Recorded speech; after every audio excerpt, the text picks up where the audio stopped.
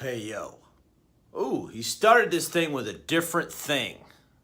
Woo! Okay. All right. Here we are. Here I am. Here you are.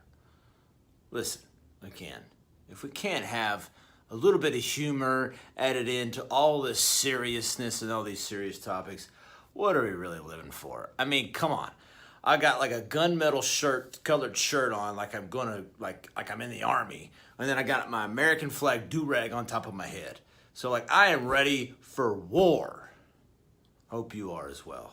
So, okay, I love to post things, and given the reaction, it's sometimes nice to talk about them in long form. So here we are. So I made this post about most people don't ever heal from their trauma, their emotional issues that they may have had in the past, etc., because they stay inside of their head and they replay the same experiences over and over and over. Just let it go. So we got two things there. What do I mean by inside your head? Well, I spent a lot of time inside my head, a lot of insecurities in myself that I still have some of today. Like, I'm not free of insecurities. Whew, man, I got a lot of insecurities. But what I've found is the less time I spend in here, the more time I have to experience the world and what my truths are and what I see from the world. So I think when we're inside of our own head, we're really ruminating on the past. And our brain is designed to predict and protect. So therefore, we're always scanning our environment for things that we've experienced or things that, our brain thinks that we may experience in the future or are experiencing in the present to protect us from things that we've experienced in the past, right? Because we want to stay away from things that may be that may not be the greatest thing, right? This happens a lot in relationships where, people are bringing their baggage into a new relationship. And yeah, it's new, it's fresh. There's no baggage technically between two human beings, but both individuals are bringing in their stuff with them. And it's like, okay, who's gonna screw up here? Are you gonna do something to me that's been done to me in the past, so therefore I'm gonna run?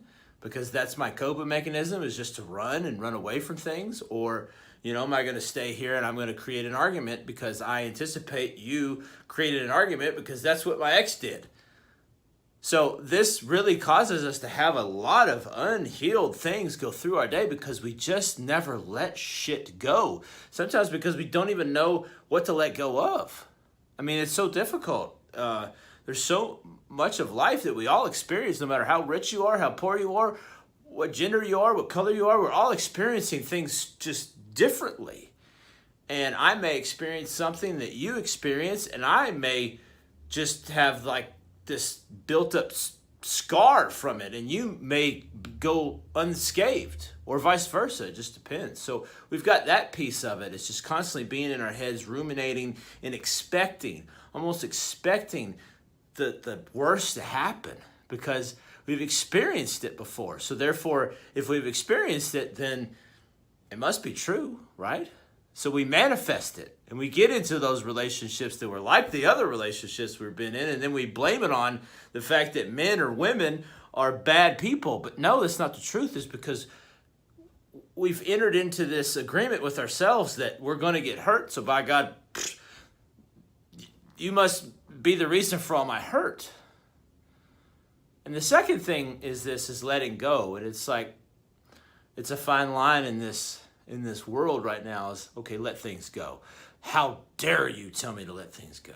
I want to keep it. I want to keep it with me. And though verbally we're not saying that, our actions lead to something different.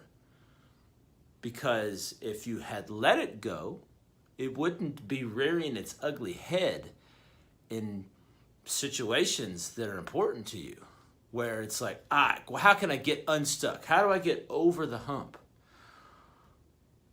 With my clients, in our sit-down calls, Zooms, FaceTimes, whatever the medium it is we use, how you let go of things is experiencing it, realizing and acknowledging that it's there.